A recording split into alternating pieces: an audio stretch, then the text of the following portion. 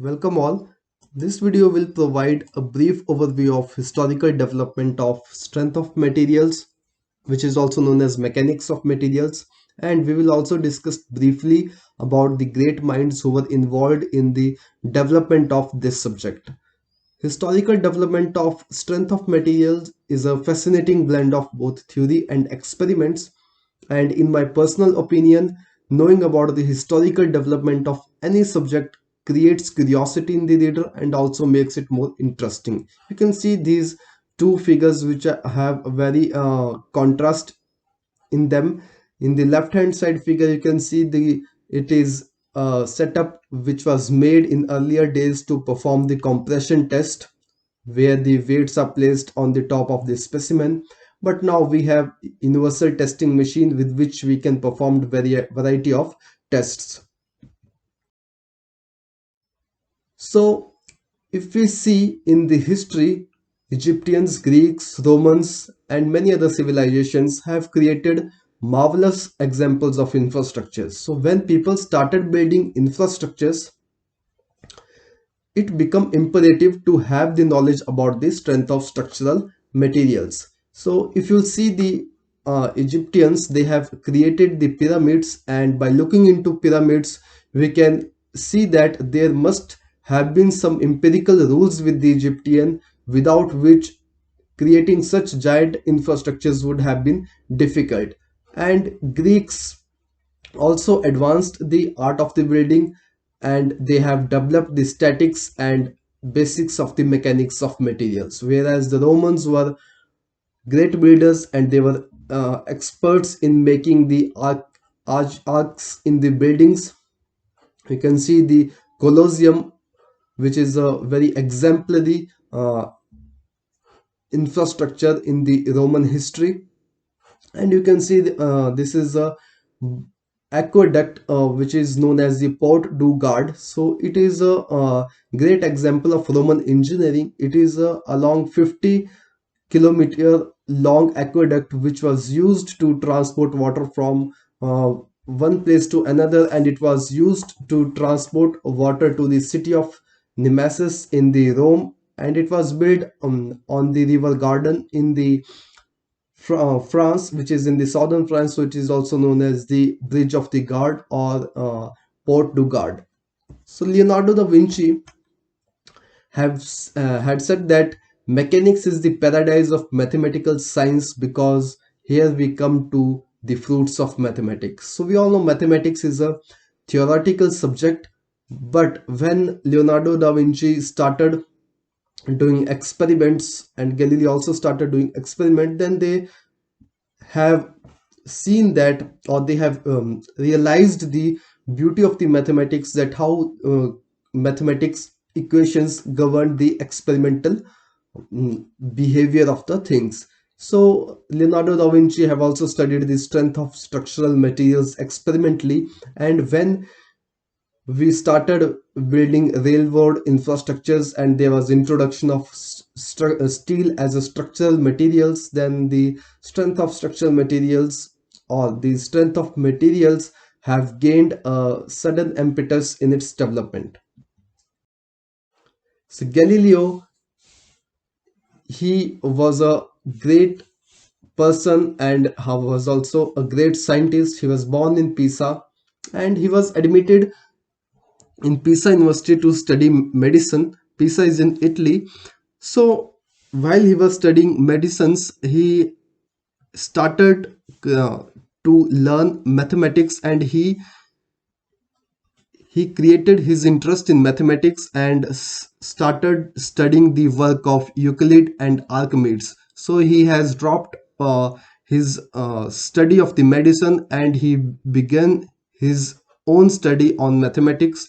At the age of the 25, he had become the professor of mathematics at Pisa, and he has written a very beautiful book named Two New Sciences, which was having some mathematical equations as well as some experiments dealing with the mechanics of the materials. These two images are from his books.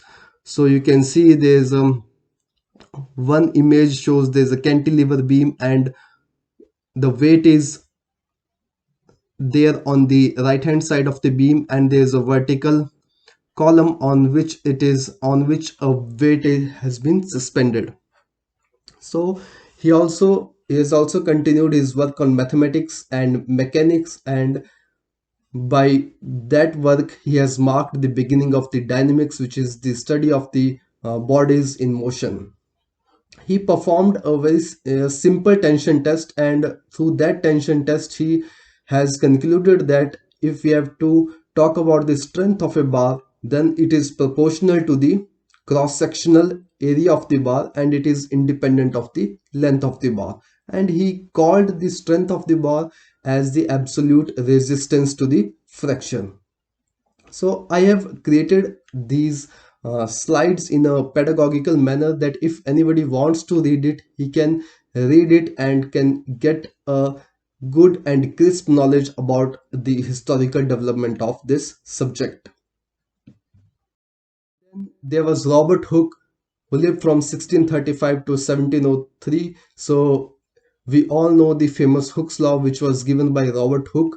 So Robert Hooke initially was not a very bright student, but he was a very curious student. So in 1662, he became the curator of the experiments at the Royal Society, and in 1678, he has written his famous paper De Potentia Restitutiva, or in English you can spell it as offspring, and it contains beautiful experiments, and where the those experiments were on the elastic bodies, and it was the first published paper in which elastic properties of materials have been discussed. So through this paper, Robert Hooke has established the relation between the magnitude of force and the deformations, and due to this relation he has suggested several experiments which can be used to solve some of the very hard problems of mechanics of materials. And he has given the famous Hooke's law, which was used as the foundation upon which the development of mechanics of elastic bodies was there. And there was a scientist named Adam Marriott, who lived from 1620 to 1684. He became the first members of the French Academy of Sciences in 1666, and he was responsible for the introduction of the experimental methods into the French science. So he has also worked independently on the ideal gas and the Boyle's law, which you study in thermodynamics, which states that pressure is which states that if that at a constant temperature, pressure of a fixed mass of gas multiplied by its volume remains constant, or in other words, pressure is directly proportional to the inverse of volume, and it is famously known as Boyle's law. But Marriott has also worked upon it, and he has also suggested the same. And in the mechanics of materials, he has performed various experiments to give the laws of the impact, and he has during in his experiment he has used balls which was suspended by threads, and he demonstrated the concept of conservation of momentum. And he has also invented the ballistic pendulum.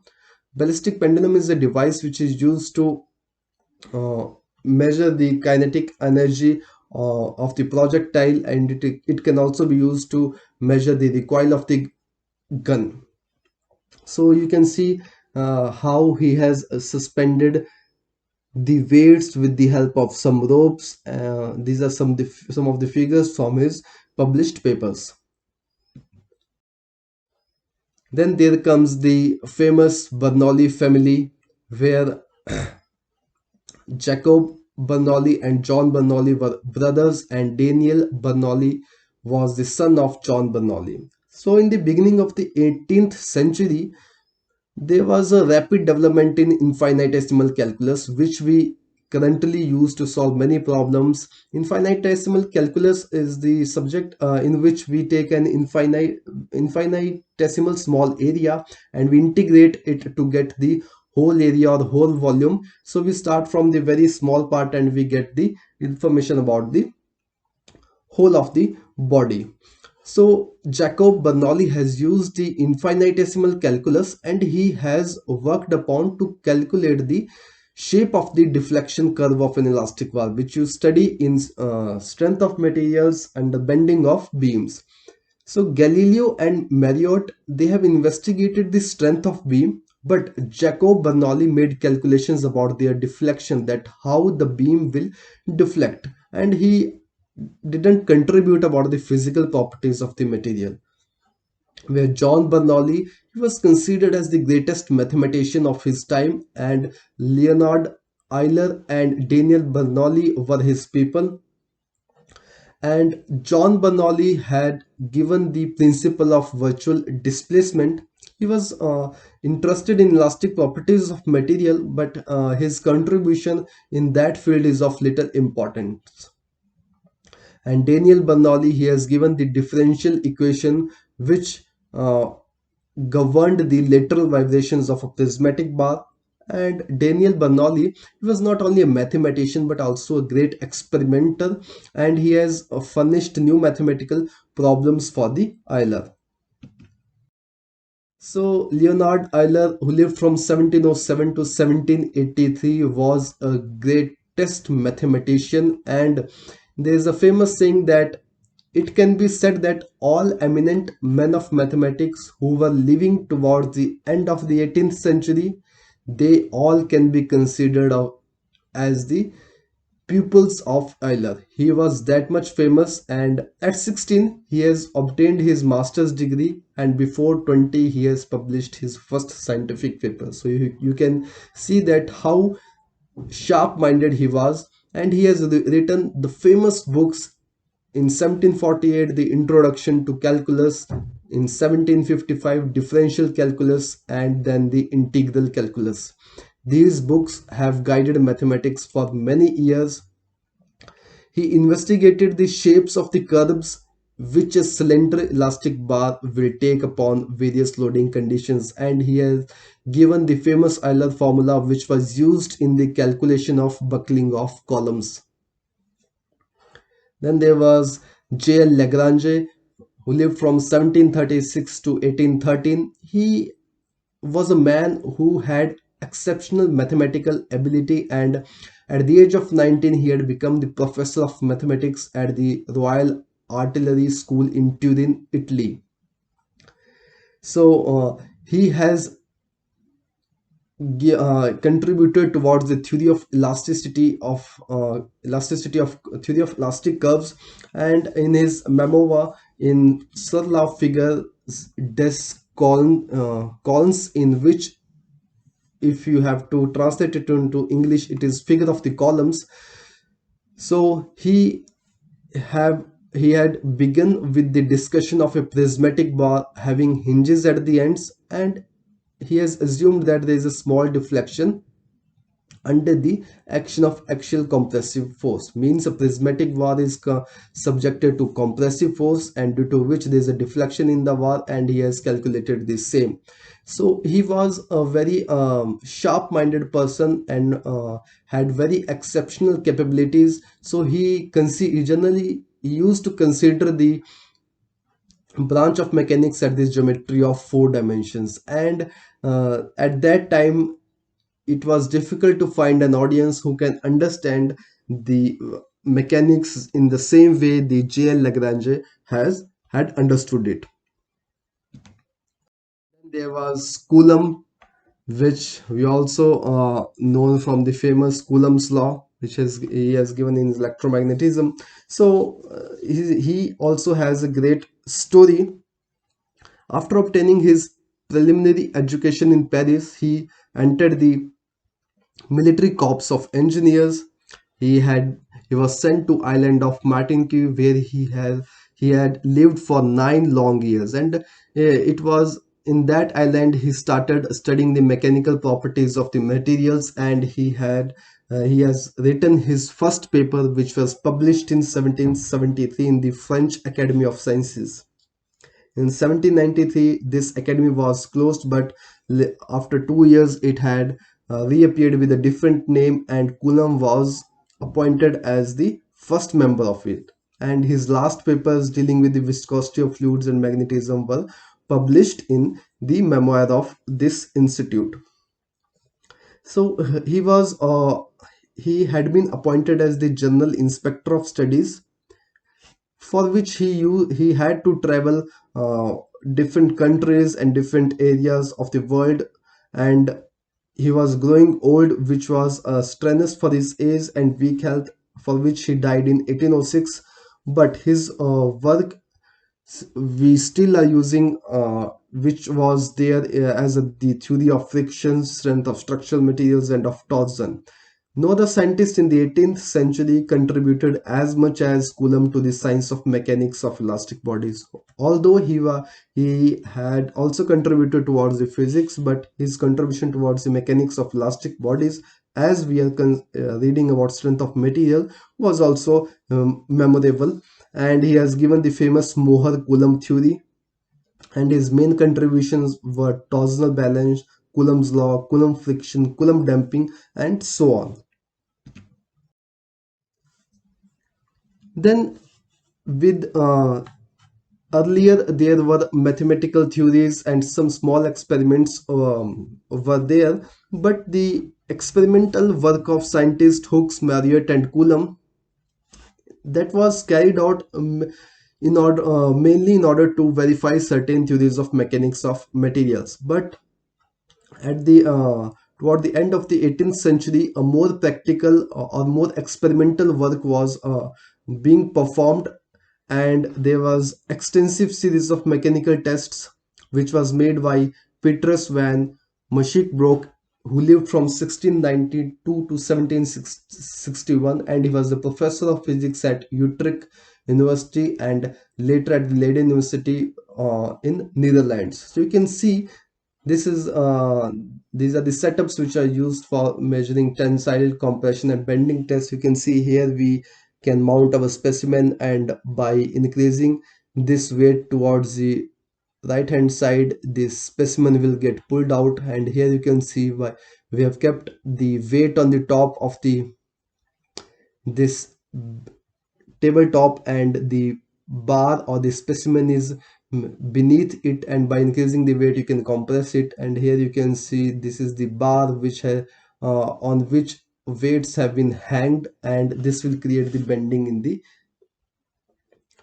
beams or in this specimen. So you can see that how simply those tests were performed, but still those tests were very important for and they have given beautiful theories which we now study in strength of materials.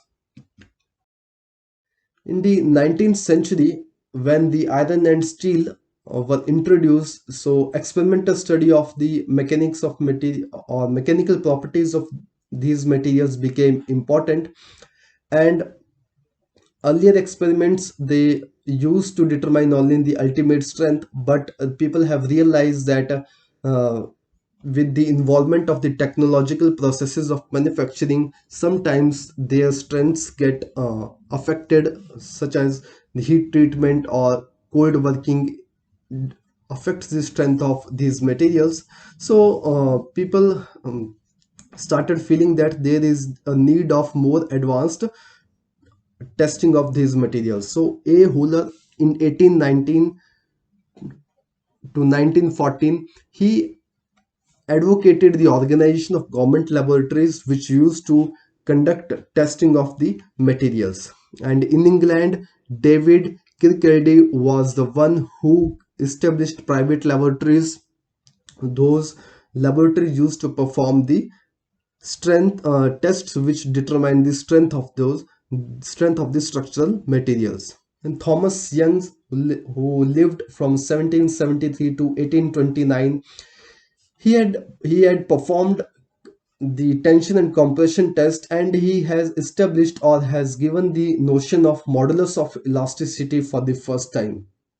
And he stated that during the longitudinal deformation of the bar, there is also lateral compression in the bar, or later or there is also change in the lateral dimensions of the bar. And he has given the famous Young's modulus of elasticity. Then there was Otto Mohr, who lived from 1835 to 1918. He was not a scientist, but he was an engineer. He was a civil engineer who was born in Wesselburn in Germany. And during his period as a structural engineer in Hanover, Germany, he had built finest and the first steel trusses in Germany. And when he was 32 years old, he was given the professorship of engineering mechanics at the Stuttgart Polytechnic Institute. He was majorly interested in devising the graphical methods for solving the theory of structures. He was not a good teacher, but when he used to explain the things, or when he was used to teach the students in the class, the students were very fascinated about the way he was explaining the things with those graphical methods.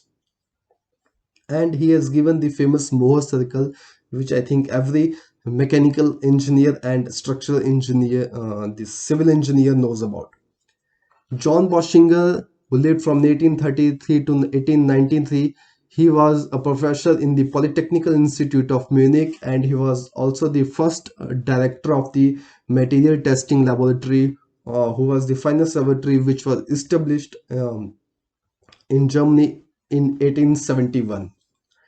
So Boschinger had concluded that elastic limit of iron or steel coincided with its proportional limit. Although nowadays we study that proportional limit is different from the elastic limit, but we need very fine instruments for measuring the strain with which you can differentiate between the elastic limit and the proportional limit, because both of these limits differ in slopes. Then Boschinger has performed experiments on cyclic stresses, and he had given the famous Boschinger effect, which states that if you stretch a material beyond elastic limit in tension, then its elastic limit when you are testing it in the compression is lowered. So you have this specimen, you elongate it in tension, and at the after that you are elongating it, or you are compressing it under compression mode, then the elastic limit in the compression mode will be lowered. And this is the Boschinger effect, which was given by him during his tenure. Then at the end of the 19th century, there was a period of rapid development in the mechanics of materials, and you can see these are the areas which have been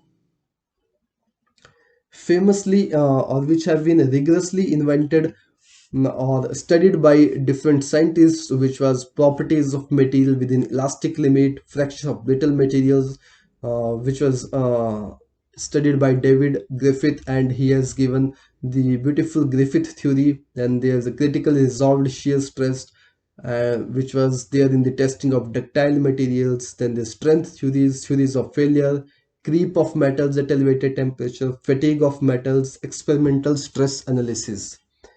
Then at the end, towards the 20th century, Stepan Prokofiev Timoshenko, who lived from 1878 to 1972, is known as the father of the modern engineering mechanics.